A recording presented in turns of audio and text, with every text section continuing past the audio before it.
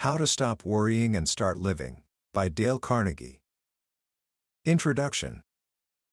There are moments in life that change everything. A single event so terrifying, so final, that it burns away all the small, petty anxieties we carry around every day. For a man named Robert Moore, that moment came under 276 feet of water off the coast of Indochina. He was one of 88 men aboard a submarine in March of 1945. They were hunting a Japanese convoy. But something went wrong. A plane spotted them. Suddenly, a Japanese mine layer turned and came directly at them. The command was given: rig for depth charge. The fans were turned off. The cooling system went silent. The entire submarine held its breath. And then, all hell broke loose. For 15 hours, depth charges exploded around them. Not one or two. Scores of them. Close enough to feel the sub shudder and groan. Close enough to push them down to the ocean floor, into the crushing darkness. In the stale, 100-degree air, Robert Moore was freezing. Chilled with a fear so profound his teeth chattered. A cold, clammy sweat covered his body. He pulled on a sweater, then a fur-lined jacket, and still he trembled. The same thought echoed in his mind, over and over: this is death. This is death. In that terrifying space between explosions, his whole life flashed before him. He thought about his old job as a bank clerk. He remembered worrying about the long hours, the poor pay. He remembered worrying because he couldn't afford a new car, or nice clothes for his wife. He remembered hating his boss. He even remembered worrying about a small scar on his forehead from a car accident. And then a profound realization hit him. How absurd those worries seemed now. How ridiculously small, when death was a few feet of steel away. In that moment, he made a promise to himself. If he ever saw the sun and stars again, he would never worry again. He survived. And he learned more about the art of living in those 15 terrible hours than in 4 years of university. What if you could learn the secret that he discovered in that submarine, without having to go through the terror? What if you could find a way to silence the constant hum of anxiety that robs you of your peace, your energy, and your joy? Today, we're going to explore a book that has been a lifeline for millions of people searching for that very secret. It's called How to Stop Worrying and Start Living, by the legendary Dale Carnegie. Since it was first published, it has sold over 6 million copies, becoming a timeless guide for anyone who has ever felt overwhelmed by the weight of what if. Carnegie himself was no stranger to worry. Before he became the world-famous author and teacher, he was a deeply unhappy young man in New York, selling motor trucks, living in a cheap room infested with cockroaches, and suffering from headaches fed by disappointment and bitterness. He was rebelling against a life that felt like a nightmare. This book wasn't written in an ivory tower. It was forged in the fires of his own suffering and tested in what he called his laboratory for conquering worry, his adult education classes, where thousands of real people shared their stories of how they won their battles with anxiety. By the end of our time together today, you'll have a set of simple, powerful, and time-tested tools to deal with the worries that hold you back. You'll learn the magic formula for solving any problem, the secret to breaking the worry habit before it breaks you, and the mental shifts that can transform your daily life from one of anxiety to one of peace, purpose, and action. This isn't just about feeling better, it's about reclaiming the life that worry has been stealing from you. So, let's begin. Book summary. If you look at the life of Dale Carnegie, you'll find a man who understood one of the deepest truths about the human condition: worry is a thief. It doesn't just steal your happiness, it steals your health, your energy, and your ability to live fully in the present moment. He saw it in himself, and he saw it in the thousands of students who came to his classes: successful business executives, housewives, accountants, salesmen, all of them carrying a heavy, invisible burden. And he found that the root of this burden wasn't the big, catastrophic events of life. More often, it was the constant, dripping tap of small anxieties that wore people down. He saw that businessmen who didn't know how to fight worry died young. It was a silent killer. In his search for an answer, Carnegie didn't invent some new, complicated philosophy. Instead, he did what all great teachers do. He looked for the simple, fundamental truths that have worked for centuries. And the first, and perhaps most powerful truth he uncovered can be summed up in a single, brilliant phrase from a famous physician named Sir William Osler. Osler was one of the most celebrated medical men of his generation. He organized the world-famous Johns Hopkins School of Medicine and was knighted by the King of England. When asked the secret to his success, he explained it wasn't his brains. He said his brains were of the most mediocre character. His secret, he said, was living in day-tight compartments. Imagine a great ocean liner. The captain can press a button, and massive iron doors slide shut, sealing off different sections of the ship into watertight compartments. If the ship hits an iceberg, one compartment might flood, but the others remain safe, and the ship stays afloat. Osler urged us to do the same with our lives. He said we should learn to press a mental button and shut the iron doors on the past, the dead yesterdays. Let the past bury its dead. Don't waste a moment trying to change what has already happened. Then, press another button and shut off the future, the unborn tomorrows. Don't get lost in anxiety about what might happen next week, next year, or 10 years from now. The goal is to be safe for today. Your main business, he said, is not to see what lies dimly at a distance, but to do what lies clearly at hand. This doesn't mean you don't plan for tomorrow. Of course you do. But the best way to prepare for tomorrow is to concentrate all your energy, all your enthusiasm, on doing today's work superbly well, today. That is the only way you can possibly build a future. This idea is so powerful because it brings you back to the only time you can ever actually live, right now. From this moment until you go to sleep tonight. Anyone can carry their burden, however hard, until nightfall. Anyone can do their work, however difficult, for one day. Think about an hourglass. You know there are thousands of grains of sand in the top, but they all pass slowly and evenly through that narrow neck in the middle. Nothing you can do will force more than one grain through at a time without breaking the hourglass. You and I are like that hourglass. When we wake up, there are hundreds of tasks we feel we must do. But if we don't take them one at a time, slowly and evenly, we are bound to break our own physical or mental structure.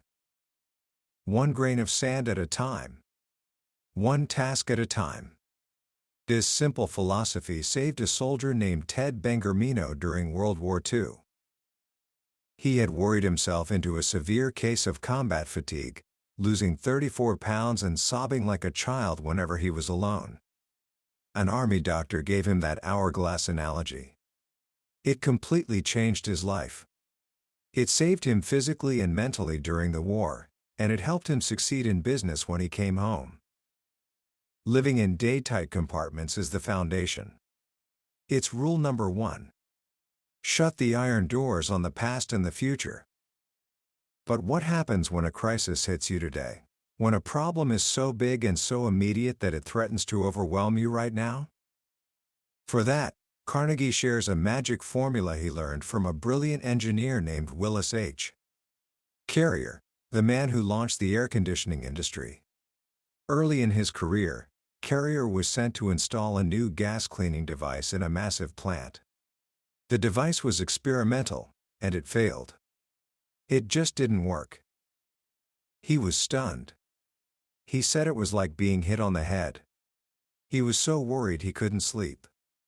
The potential failure meant a $20,000 loss for his company, a huge sum back then, and it could have cost him his job. Worry wasn't getting him anywhere, so he figured out a way to handle the problem. It's a simple 3-step technique that anyone can use. Step 1. He analyzed the situation fearlessly and asked himself, what is the worst that could possibly happen? In this case, the worst was that he'd lose his job, and his company would lose its $20,000 investment. No one was going to shoot him or throw him in jail. That was the absolute worst. Step 2. He reconciled himself to accepting the worst, if necessary. He told himself, this failure will be a blow to my record, and it might mean I lose my job. But if it does, I can always get another one. And as for my employers, they know this is an experiment. They can afford the loss and charge it to research. By facing the worst and mentally accepting it, something remarkable happened. He immediately relaxed. A sense of peace came over him that he hadn't felt in days. Step 3. From that point on, he calmly devoted his time and energy to trying to improve upon the worst, which he had already accepted. With a clear mind, free from the panic of worry, he started running tests. He figured out that if they spent another $5,000 on additional equipment, the problem would be solved. They did it. And instead of losing $20,000, the company made a profit of $15,000. This formula works because it pulls you out of the gray clouds of vague, terrifying fears and plants your feet firmly on the ground. You know where you stand.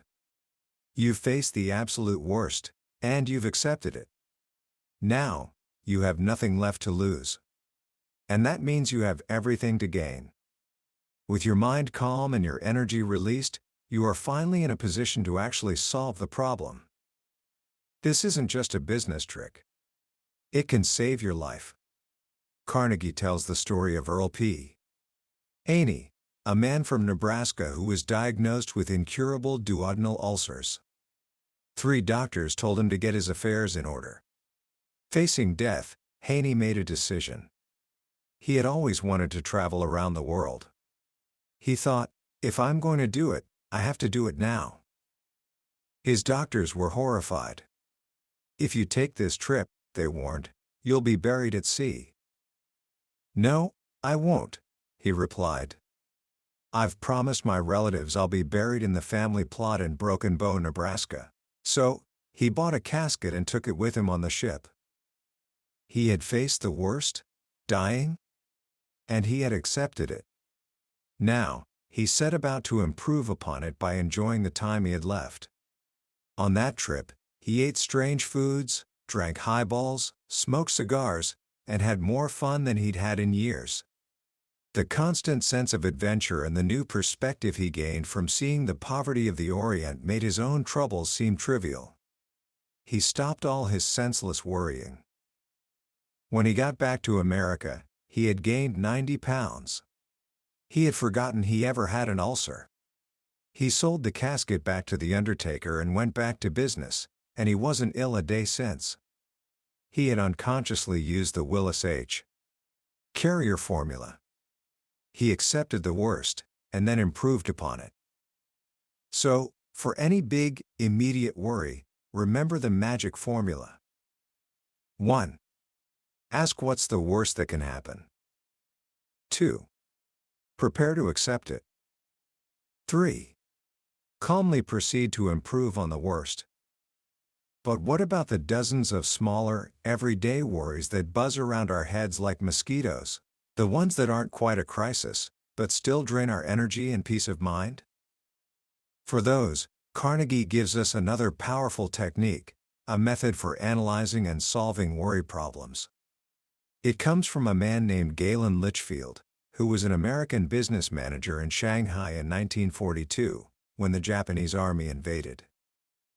Litchfield was ordered to help a Japanese admiral liquidate his company's assets. He was forced to cooperate, or face certain death. But he made a bold move.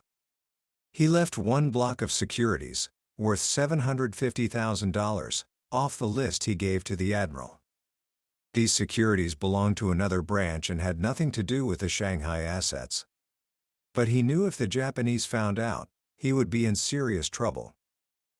They found out. He wasn't in the office at the time, but his head accountant told him the admiral flew into a rage, calling him a thief and a traitor. Litchfield knew what this meant. He would be thrown into the bridge house, the infamous torture chamber of the Japanese secret police. Friends of his had died in there. Others had taken their own lives rather than be taken. He heard the news on a Sunday afternoon. He should have been terrified. And he would have been, he said, if he hadn't had a definite technique for solving his problems.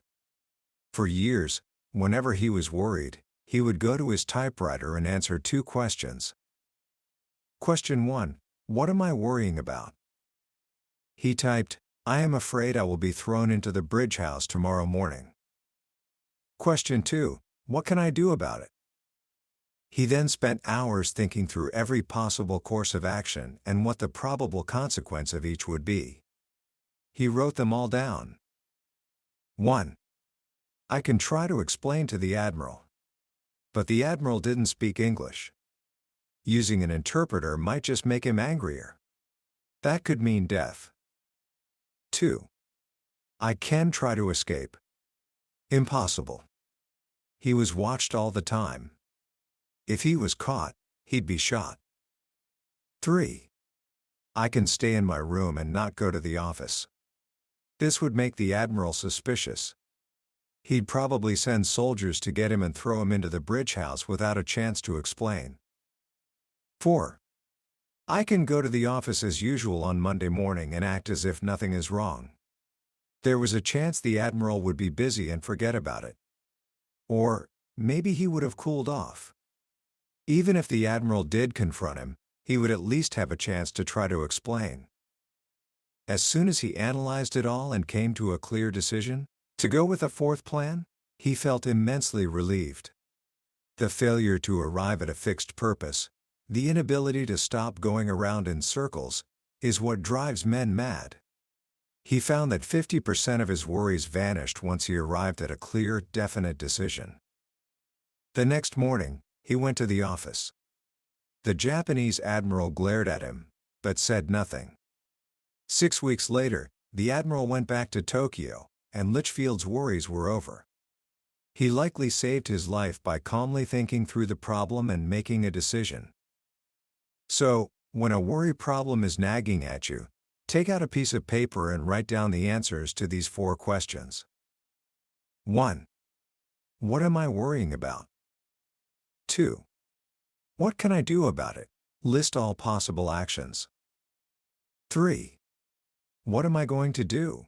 Make a decision. 4. When am I going to start doing it? Act immediately. These techniques, living in day-tight compartments, facing the worst, and analyzing your problems, are powerful tools for dealing with worry when it appears. But Carnegie realized that to truly live a worry-free life, you have to do more than just fight battles. You have to change the entire battlefield. You have to break the habit of worry before it breaks you. And the first and most effective way to do this is incredibly simple. Keep busy. A man named Marion Douglas, who was a student in one of Carnegie's classes, had been struck by tragedy not once, but twice. He lost his 5-year-old daughter, whom he adored. 10 months later, a new baby girl was born, and she died in 5 days. The double bereavement was almost unbearable. He couldn't sleep, couldn't eat, couldn't rest. His nerves were shattered. Then, one afternoon, his 4-year-old son came to him and said, "Daddy, will you build a boat for me?" He was in no mood to do anything. But his son was persistent. So, he gave in. Building that little toy boat took about 3 hours. When it was finished, he realized something astonishing. Those 3 hours were the first hours of mental peace he had had in months. It was a profound discovery. It is difficult to worry while you are busy doing something that requires planning and thought. He realized he needed to keep busy. The next night, he went through his house and made a list of all the little jobs that needed doing. Bookcases, storm windows, leaky taps. The list had 242 items. In the following years, he completed most of them. He got involved in civic activities, attended classes, and filled his life with purpose. He simply had no time for worry. Winston Churchill said the same thing when he was working 18 hours a day during the war. When asked if he worried, he replied, "I'm too busy. I have no time for worry." This works because of a fundamental law of the human mind. It is utterly impossible for any mind, no matter how brilliant, to think of more than one thing at any given time. You cannot be enthusiastic about doing something exciting and feel dragged down by worry at the very same instant. One emotion drives out the other. This is why occupational therapy is one of the oldest and best medicines for sick nerves. When we aren't busy, our minds tend to become a vacuum. And nature, as we know, abhors a vacuum.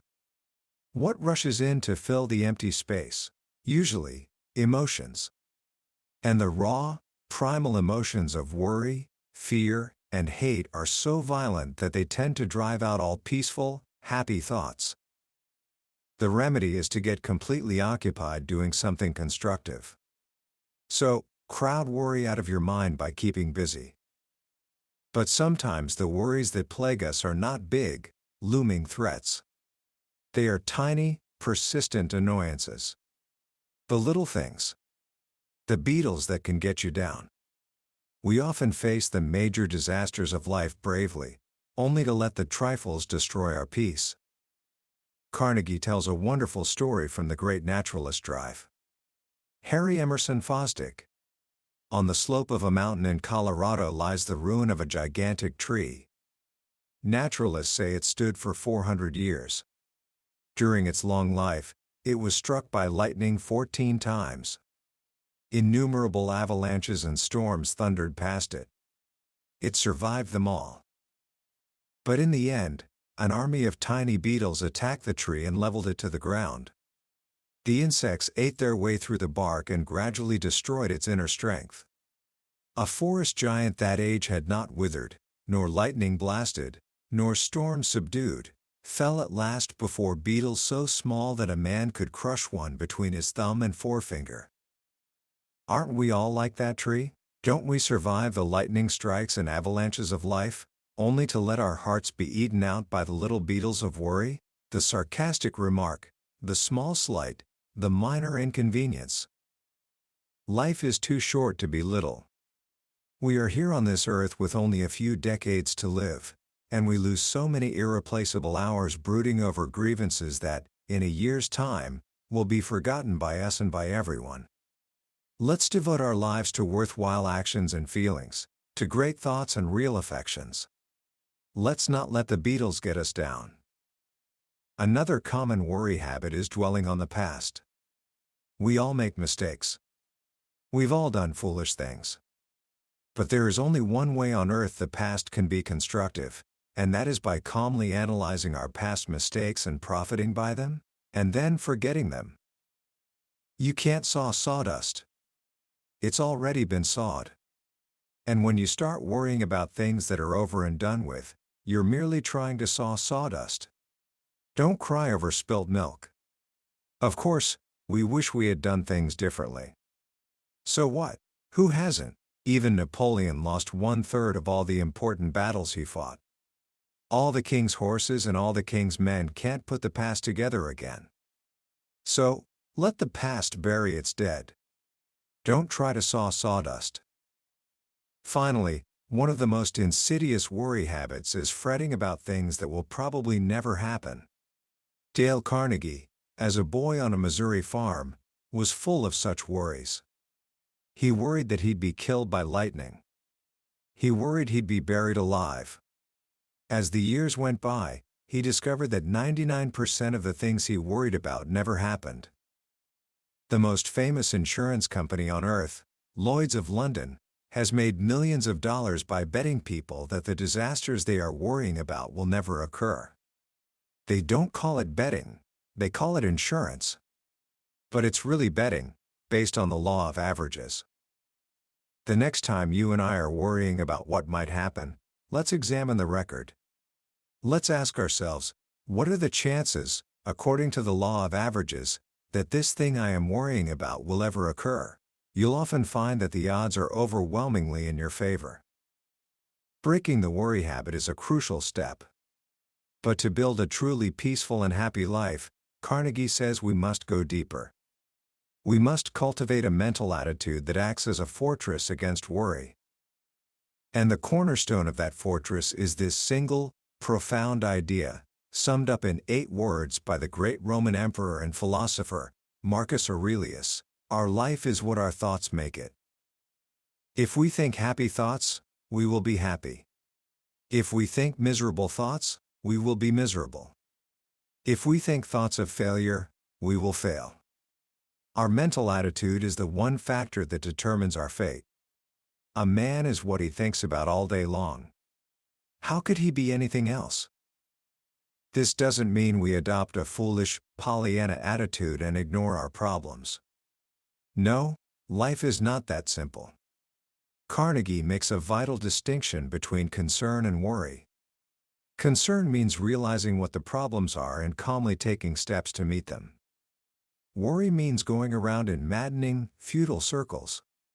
You can be concerned about a serious problem and still walk with your chin up and a flower in your buttonhole. The power of our thoughts is almost unbelievable. A British psychiatrist, J.A.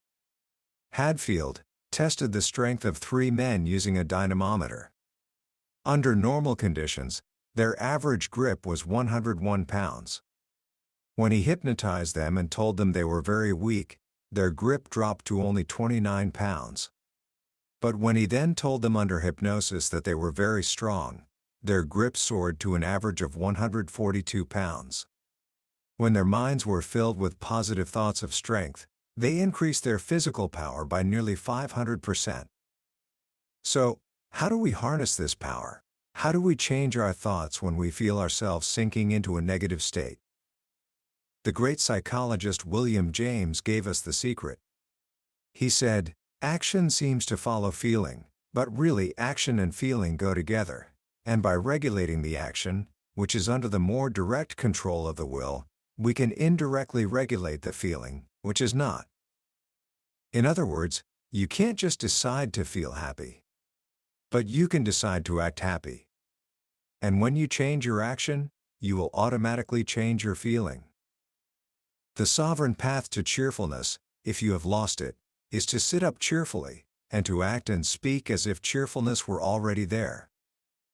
Try it yourself. Put a big broad smile on your face. Throw your shoulders back. Take a deep breath. Sing a song, or whistle.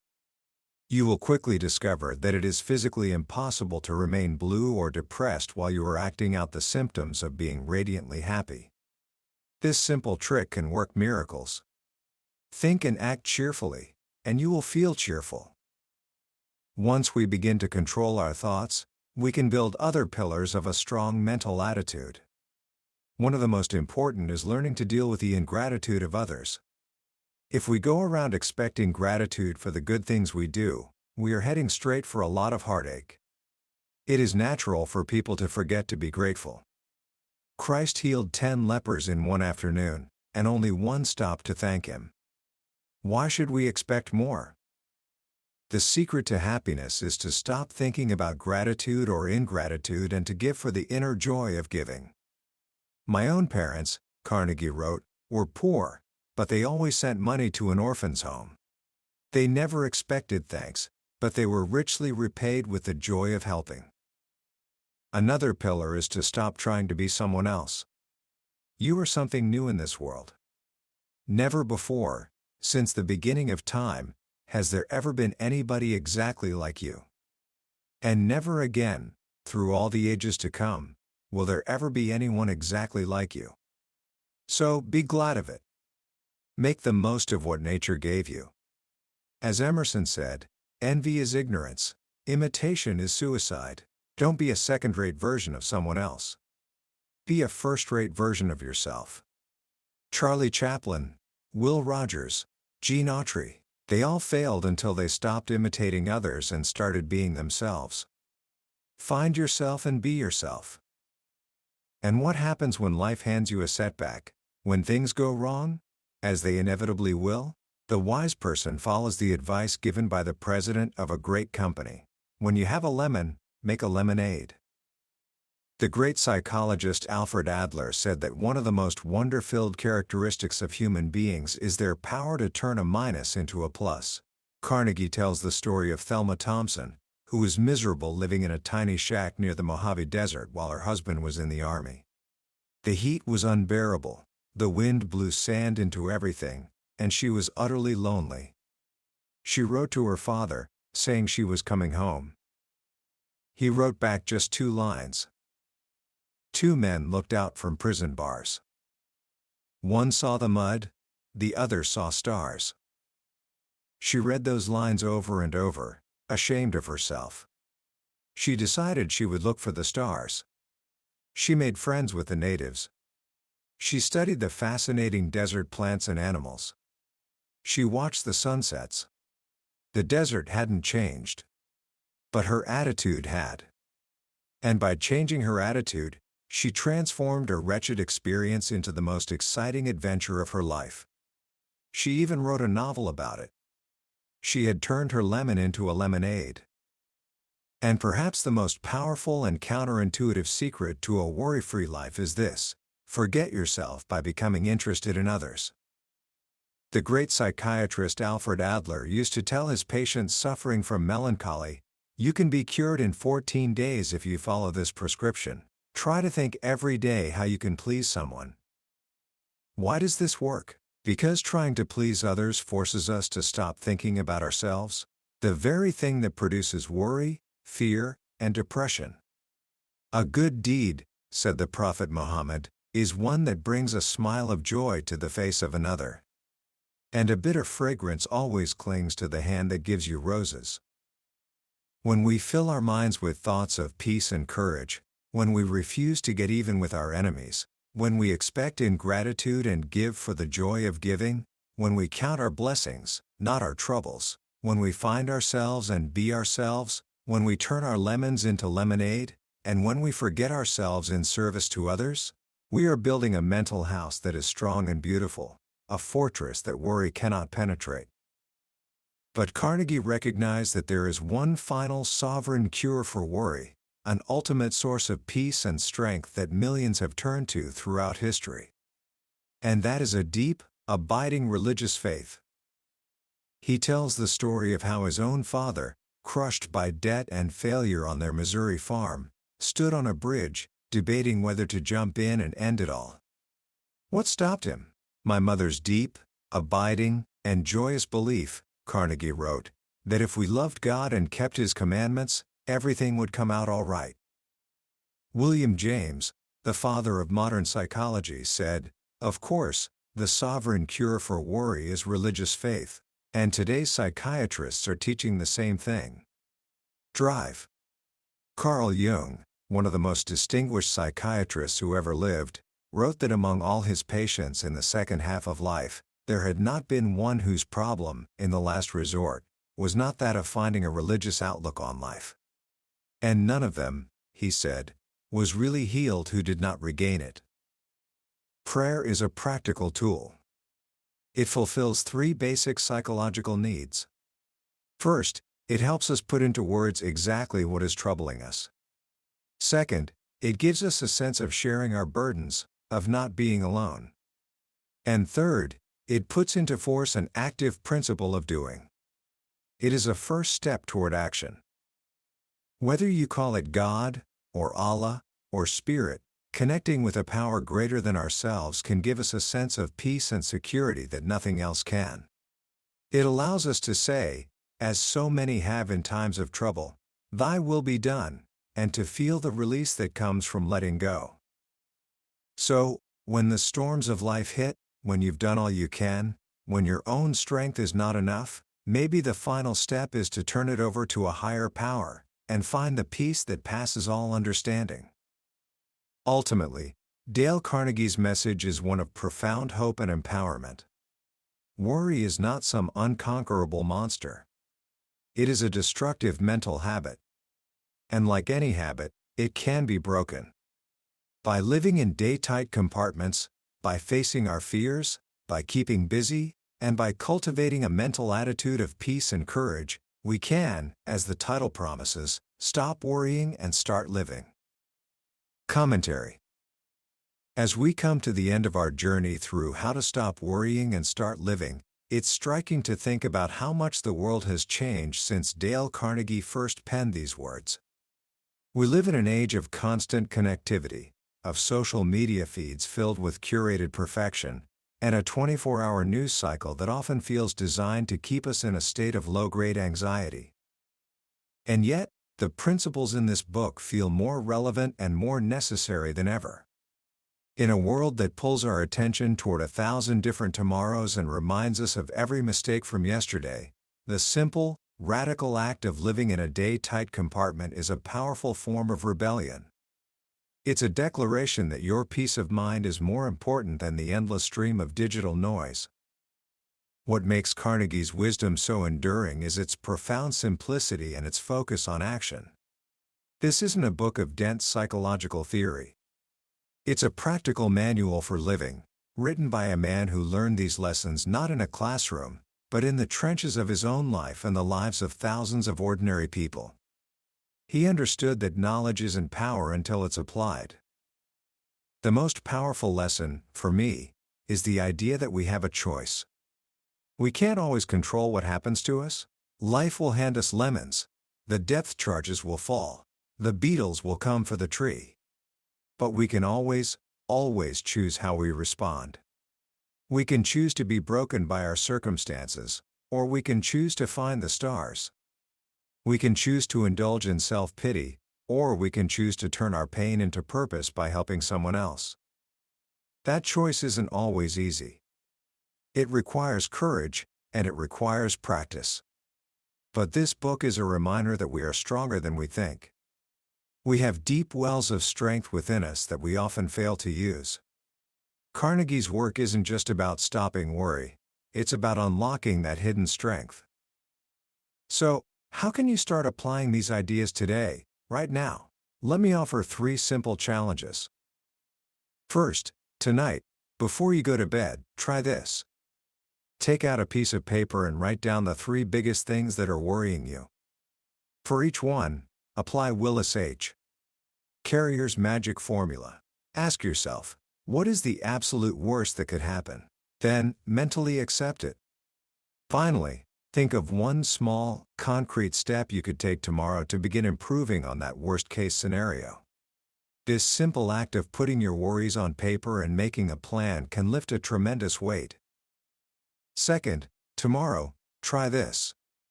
Practice living in a day-tight compartment. When you wake up, make a conscious decision that your only job for the day is to live that single day to the best of your ability, right up until bedtime. When your mind starts to drift to next week's exam, or a problem from last week, gently bring it back to the present moment. Focus on the one task, the one grain of sand, that is right in front of you. And third, sometime this week, try this. Do one small, unexpected act of kindness for someone else, without any thought of getting something in return. Compliment the person who serves you coffee. Ask the postman how his day is going and really listen to the answer. Notice how that simple act of focusing outward, even for a moment, can quiet the anxious voice inside your own head. These are not just tips and tricks. They are the building blocks of a new way of life. A life where you are in control, not your worries. A life where you are an active participant, not a passive victim of circumstance. We've explored the highlights of how to stop worrying and start living today, but I'll be honest with you, a summary can only ever be a map. The real treasure is found on the journey itself. The true magic happens when you read the book for yourself, in the quiet moments when a particular story or a simple phrase connects with you in a way you didn't expect. This podcast is designed to help you decide if this book is worth your time and attention. If anything we've discussed today has resonated with you, if you felt a flicker of hope or a sense of recognition, then I encourage you to grab a copy. Reading it isn't just about learning information, It's an experience that can genuinely change the way you see your world and your place within it. The link to the book is in the description below. And if you found this summary valuable, and you want to continue exploring the ideas that have shaped the most successful and wisest minds in history, please take a moment to hit that like button and subscribe to the channel. That way, you won't miss our next journey into another life-changing book. Let's keep learning and growing together.